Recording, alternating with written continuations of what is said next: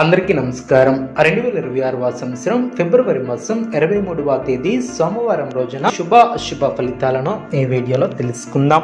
మొదటిసారిగా మా ఛానల్ చూస్తున్నట్లయితే లైక్ చేసి సపోర్ట్ చేస్తారని ఆశిస్తున్నాం. ఈ యొక్క రాశి వ్యక్తి జీవితంలో ఒక చిన్న మార్పు భవిష్యత్తులో పెద్ద ఫలితాన్ని ఇస్తుంది.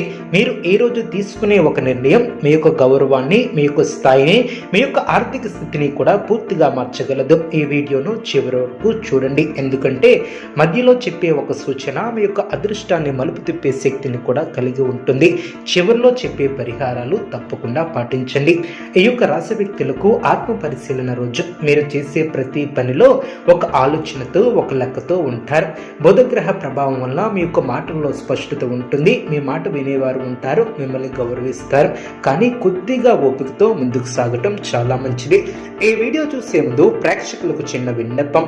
శ్రీ సమ్మక్క సరక్క అమ్మవారి ఆశీస్సులతో జ్యోతిష్యం చెప్పబడిన విద్య, ఉద్యోగ, వ్యాపార సమస్యలు, ప్రేమించిన వారు దూరం కావటం వంటి సమస్యలు, అత్తాకోడల సమస్యలు, స్త్రీ పురుష వశీకరణ చేయబడిన మరియు గుప్త నిధులు తీయబడిన, శారీరకంగా కానీ మానసికంగా కానీ ఎటువంటి సమస్యలు ఉన్నా సరే పూజారి గారు ప్రత్యేక పూజలు చేసి మీ యొక్క సమస్యలను పరిష్కరించేదన నమ్మకంతో ఒక్కసారి ఫోన్ చేయండి. మీకు శాశ్వత పరిష్కారం చేయబడిన ఈ యొక్క రాశి వ్యక్తులకు ఉద్యోగపరంగా చూస్తే మీ యొక్క కృషి గుర్తింపు పొందే సూచనలు కూడా ఉంటాయి. పై అధికారుల దగ్గర మీ యొక్క పేరు మంచి అభిప్రాయంతో వినిపిస్తుంది. కొంతకాలంగా ఎదురు చూస్తున్నటువంటి ప్రశంస లేదా కొత్త బాధ్యతలు కూడా రావచ్చు. అయితే చిన్న చిన్న పొరపాట్లు జరగకుండా జాగ్రత్త వహించాలి. నూతన పద్ధతులను కూడా అవలంబిస్తారు. ఈ యొక్క రాశి వ్యక్తులు రేపు మితమైనటువంటి లాభాలు కూడా ఉంటాయి. కొత్త ఒప్పందాలు వెంటనే ఫలితం ఇవ్వలేకపోయినా భవిష్యత్తులో లాభం కూడా ఉంటుంది. భాగస్వామి వ్యవహారాలలో స్పష్టత అవసరం. ఎవరినైనా నమ్మే ముందు వారి మాటల కంటే వారి పనిని గమనించడం చాలా మంచిది. ఆర్థిక స్థితి స్థిరంగా ఉంటుంది. పెద్దల ఖర్చులు తప్పించుకోవటం చాలా మంచిది. ఇల్లు లేదా కుటుంబ అవసరాల కోసం డబ్బు వెచ్చించాల్సి కూడా ఉంటుంది. అప్పు ఇచ్చే ముందు ఆలోచించండి. మీరు సేఫ్గా ఉండే విధంగా ప్లాన్ చేసుకోవాలి.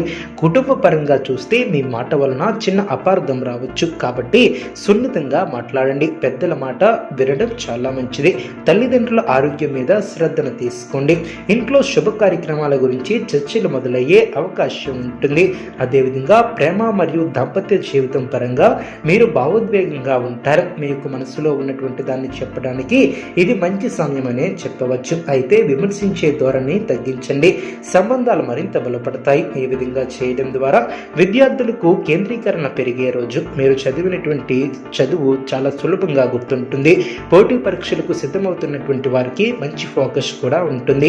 మొబైల్, సోషల్ మీడియా దూరంగా ఉండటం చాలా మంచిది. అదేవిధంగా ఆరోగ్యపరంగా పెద్ద సమస్యలు ఉండవు. కానీ జీర్ణక్రియ విషయంలో జాగ్రత్తలు అవసరం. తక్కువ మసాలా ఆహారం తీసుకోవడం చాలా మంచిది. నీరు ఎక్కువగా తాగండి. మానసిక ప్రశాంతత కోసం కొద్దిసేపు ధ్యానాన్ని చేయండి. ఆధ్యాత్మికంగా రేపు ప్రత్యేకమైనటువంటి రోజు. రేపు ఉదయం లేవగానే శ్రీ గణేశుని స్మరించండి. ఓం గం గణపతయే నమః అనే మంత్రాన్ని 21 సార్లు జపించండి. ఇది మీ యొక్క అడ్డంకులను తొలగిస్తుంది. అదేవిధంగా విఘ్నాలకు అధిపతి అయినటువంటి ఈ గణేశుని నామం తలచడం ద్వారా పనులలో సులభతరం కూడా కలుగుతుంది. సమాజపరంగా మీరు మంచి సలహాదారునిగా నిలుస్తారు. ఎవరో ఒకరు మీ దగ్గరకు సలహా కోసం రావచ్చు. మీ యొక్క మాట వారికి మార్గదర్శకంగా కూడా ఉంటుంది. అది మీ యొక్క గౌరవాన్ని కూడా పెంచుతుంది. బాధ్యతల పరంగా మీరు మోయాల్సినటువంటి పనులు పెరిగే అవకాశం కూడా ఉంటుంది. కానీ భయపడాల్సినటువంటి అవసరం లేదు. మీ యొక్క ప్రణాళికాబద్ధమైనటువంటి స్వభావం వలన మీరు అన్నిటినీ సవ్యంగా నిర్వహించగలుగుతారు. రేపటి అదృష్ట సంఖ్య 5. అదృష్ట రంగు ఆకుపచ్చ. ముఖ్యమైనటువంటి పనులు మధ్యాహ్నం ముందు పూర్తి చేయడం చాలా మంచిది. రేపు ఉదయం గణపతి దేవాలయానికి వెళ్ళి 3 ప్రదక్షిణలు చేయడం, సాధ్యమైతే కొద్దిగా నైవేద్యం పెట్టడం, పచ్చబట్టలు ధరించడం శుభప్రదం. ఒక విద్యార్థినికి లేదా అవసరమైనటువంటి వారికి పెన్ను లేదా పుస్తకాన్ని దానం చేయండి. ఇది మీ యొక్క బుధగ్రహ దోషాలను కూడా తగ్గిస్తుంది. ఇంట్లో తులసి మొక్కకు నీరు పోసి దీపం వెలిగించండి. ముఖ్యంగా ఏ పని ప్రారంభించే ముందైనా గణేశుని స్మరించడం వలన అడ్డంకులు తొలగి విజయ మార్గం వైపు సులభతరంగా తీసుకువెళ్తారు. మీకు ఆలోచనలే మీ యొక్క అదృష్టాన్ని నిర్ణయిస్తాయి. ధైర్యంగా ముందుకు సాగండి.